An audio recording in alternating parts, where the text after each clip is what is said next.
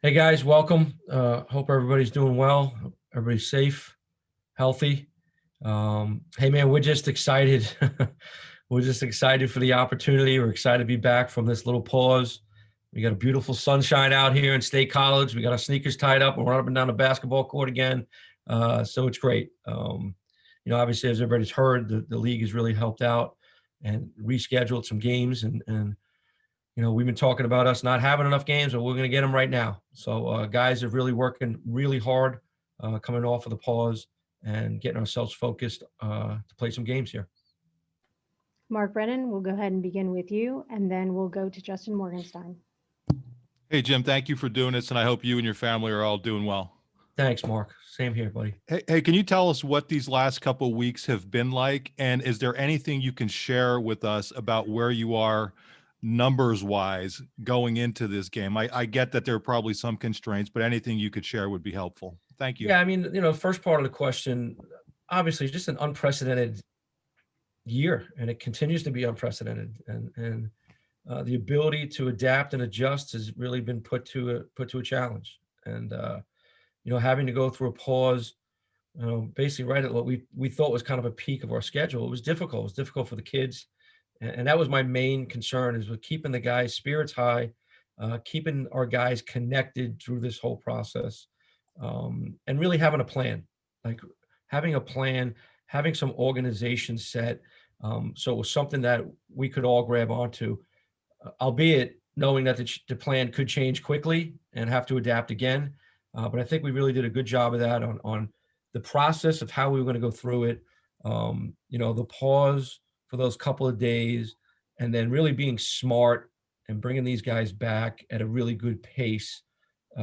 Again, we talk about, health and safety being of utmost importance. So the pause was because of that. And the way we brought our guys back was about their health too. We don't want to bring these guys back and, have someone get an injury because of, coach making a stupid decision or trying to do something that we're not ready to do yet. So I thought we organized a plan for the week when they returned. We followed it. I thought the plan worked out very well. There were some adjustments to it, but we're back on the court. We're practicing.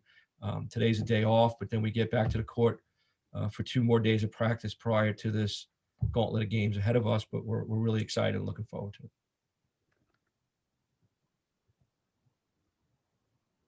Justin Morgenstein, let's go to you next. John Sauber, you're on deck. Hey, Jim. Thanks for doing this today, man. Hey, Justin. Obviously, a pause is never ideal in the middle of your schedule, but coming off a couple tough losses, were there any, positives you could take from the pause? Just some regrouping time? Was there anything really positive you could take away from it? My message to these guys is we are the most well-rested team in the Big Ten right now. How about that? We could look at it one way and, this stinks and that. You can't control it, right? That's been the message of this virus, is it controls us. We have to deal with what's in front of us, not what's behind us right now. So, hey, listen, you got to look at it that way, right? As a positive, take a positive approach to everything right now. I hope everybody is in this world right now, because we need to be.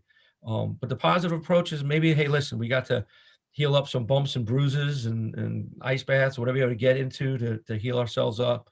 And now we're going to come out with just great energy, great enthusiasm for the opportunity that's ahead of us to play. John Sauber, let's go to you next from the Center Daily Times, and then Tanyan Luce, you're on deck. Jim, do you kind of know how many guys you'll have available for your rotation this week? And how does that affect how you play guys with having 4 games in 7 days like you do? Yeah, it's going to be difficult. I mean, yes, I will know who we have, but it's going to be difficult. When you're playing 4 games, 1, 2, 3, 4 games in a week, it's hard. It's hard for NBA teams, but we're gonna have to do it. Like, it is what it is, and our guys are excited about it, right? We've been complaining about not having enough games. Well, now we're going to be complaining about not having enough practice. But yeah, as a coach, we got to be smart, and we got to be smart leading up to this now too. We had to be smart when we brought these guys back, the first day back after the pause, then the second day, the third day. By Wednesday, we had to get up and down to court. We had to play. We had to move. Had to take today off. Now, really on our end as a coaching staff, myself and the staff getting together and figuring out, all right, next 2 days of practice are really vital for 2 reasons. We can't blow them out because we got 4 games ahead of us in a week. but we need to practice because we got to get conditioning, which we haven't had. Okay. And as a coach, it's our last practice for a while. So you're trying to combine that all. So, as a staff, we're meeting. I'm also meeting with Saz, our trainer, and Greg, our strength and conditioning coach, to really be smart in the way we use these next 2 days. Because yes, it's preparing for Purdue, but it's also preparing for 4 games in 7 days. So we got to be really smart about what we're doing. And then when we get to these games, yes, I believe we're going to have to play more guys. That's what I'm seeing going in. Obviously, games, it's not like you just program, this is what we're going to do. Obviously, games have flow to them and you got to make decisions on the fly. But where's our conditioning level going to be early in these first 7 games? Our stamina, foul trouble, all these issues we got to deal with. And then understanding that we have a bunch of games behind it. It's not like we're just a football team and we're going to gear up and play on Saturday. Okay. So we really got to be smart in this. But ultimately, guys, we're playing basketball, man, right? We're these guys that are itching to get back on the court. We're going to play, we're going to coach, and we're going to get out there with passion and energy, and then we'll make the adjustments we got to make. Thanks for that, Coach. Tanning loose. Let's come to you next. Dave Melendra, you are on deck. Hi, Coach. Does this game against Purdue just seem to have a little bit more importance about it? I mean, the first couple games probably didn't really go the way you wanted them to, but now it almost feels like you're kind of starting off a new season here. I mean, you guys had a time to kind of regroup and rethink over some stuff before you head into the rest of your schedule. Do you think this game carries extra weight? I think the game carries extra weight because of the opportunity to play. I think, when you have a pause like that, everybody's saying, oh, what's going on? What are we going to do? We got to play again. It's an opportunity to play. Obviously, great team, great coach. They're playing really good basketball right now. We'll take care of all that stuff, but ultimately it's the opportunity that's in front of us. If we look at one game being more important than any other game in this league on the schedule, I think I'd be doing an injustice to these guys. Like the league is just too good. It's just too good. We have to focus on what's in front of us. Right now it's Purdue. Like I said, really well coached team, playing really good basketball, one of the best teams in the country again, like everybody else in our league. So we got to put the emphasis on the excitement of the game, that there's actually an opportunity to play the game in front of us. And that's what our focus is going to be. And then we'll chop it up, prepare and scout, do everything for Purdue. But I don't think it's of any more importance than any other game on the schedule. Dave Melendra, let's come to you. And then David Jones, you'll be on deck. Hey, Coach, 2-part question for you. One, what was the players' initial reaction when you told them that the program was going to go on pause? And secondly, have you had a chance to talk to any other coaches about some of the things they did when they put their programs on pause that you can learn from them? Really good questions.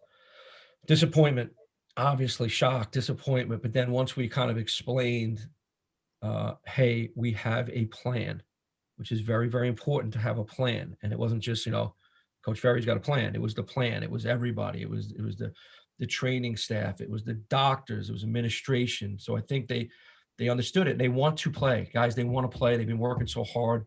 This is what they've done since they've been kids. And they were like, okay, this is what we got to do. This is what we got to do. So everybody kind of just quickly adjusted, adapted.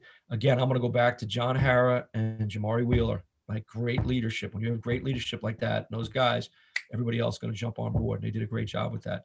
And then, yes, and then I reached out to several coaches, friends of mine. And what I found out is everything's different. Everybody's different because of our protocols in our league, we haven't had to shut down as long as a lot of these other people. So a lot of these other programs had to shut down 14 days minimum. And then they've had multiple shutdowns, couldn't do anything. So it was a little different. I took some, some of the things some of the guys did, some of the stuff that we did as a staff over the summer when we were shut down. It was basically just, making sure the guys' spirits were high, making sure that we stayed connected as a group. We got tested every single morning, so we were able to at least see everybody every morning, and dap them up and hug them. And hey, guys, not necessarily, I can't say I hugged them, right? Because I might get in trouble for that, but I did have a mask on. But, we get to see them, talk to them. What are we doing? What do we got going? And FaceTime has been great. Zooms have been great. Meeting with the guys, always had contact, everything. So and for us, it really wasn't that long compared to everybody else that I spoke to. So I thought we did some good things. I thought we used the time as best we could to staying as best condition as we could and keeping our minds fresh and staying connected. I thought we did a good job of that. David Jones, let's come to you, and then Peter Terpstra, you're on deck. Jim, thanks for doing this. Who's available and who isn't for Saturday? Well, I have a basketball team available. Rose can answer the fact of that stuff. We can't, talk about. There's certain protocols we follow. There's a student testing results that are released all the time. So, How many guys you got? How many guys I got? Enough. I got a bunch. You can't say how many guys you don't have available. You're not allowed. Just to be Rose? clear. The athletic department provides the student athlete testing every week, and the report should have come out yesterday. Yeah, but not specifically on the basketball team. Correct. It is not sport specific. Well, okay, then Jim is not allowed to say how many guys he does not have available on Saturday. Is that correct? He is not. Okay. Penn State has not released that information. We have not released sport specific information. All right. So Jim, my second question is, you've got the closest thing you probably could have to something like a back-to-back in the NBA with some of these games, looks like 2 games in 3 days. Have you ever faced anything like this, maybe in the at Long Island or at Duquesne, where you have to try to mitigate that kind of wear and tear? Not for as many days. We did some things in the Northeast Conference where actually I think we played back-to-back rivalry games, which was kind of unique. You mean one day after another? Yeah. Wow. Yeah. What was that like? Challenging. We lost the first one. We lost the first one, I think. We won the second one. So I think You won the second one. I got in trouble. I think I got in trouble from Maureen Nolan from Noreen because I didn't like the idea of it, and I think I said so, and I think I got in trouble for that. Was that the commissioner or the AD? Yeah, Oh, Noreen. the Northeast Conference Commission. Yeah. Okay. So I think they were back to back. If they weren't back to back, there was a one day in between, but you played the same team. But again, that's a lot. You do that a lot, like the NBA is doing right now. Then yeah, you do that a lot in the lower level, actually, where you have travel partners. So you'll play on Ivy League. Thursday. You play Thursday, Saturdays. We did that a lot at the lower levels. Everybody travels with a travel partner. You flip and play. So you did it, but it was different because it's coming back now. You'd play Thursday, Saturday. I would take off Sunday.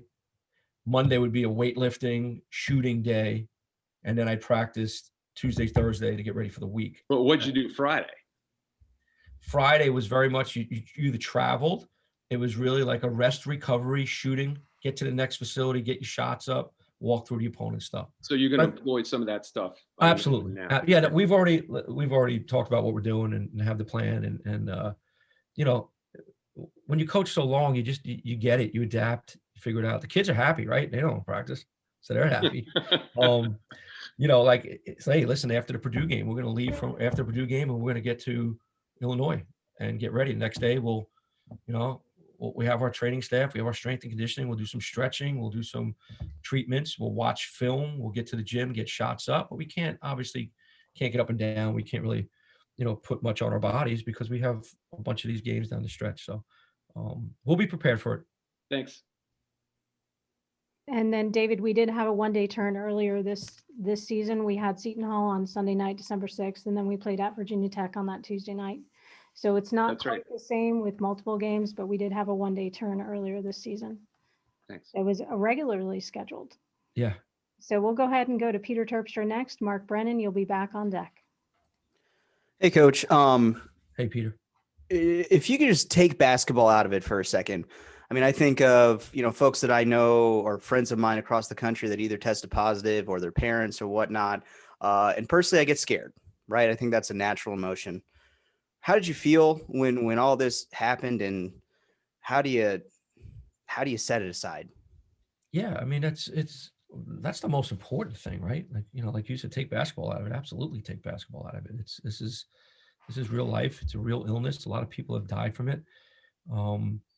I think on my end, having had experience with it, with my family, having experience with seeing people go through it, this first thing is just you make sure that the kid, the players, the people, whoever get it, make sure they understand that we're going to give them everything they need for support, everything, medical support, nutrition support, safety support, everything.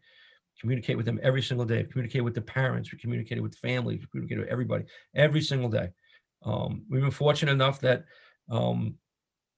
most of the people that I've been associated with, it's been fine. Like they haven't really had much symptoms or very strong symptoms. Everything's been very mild. But yeah, I think, and for everybody, it's different too, right? You have some people that are just like, yeah, whatever, I'll be fine. And then you have other people that really get freaked out.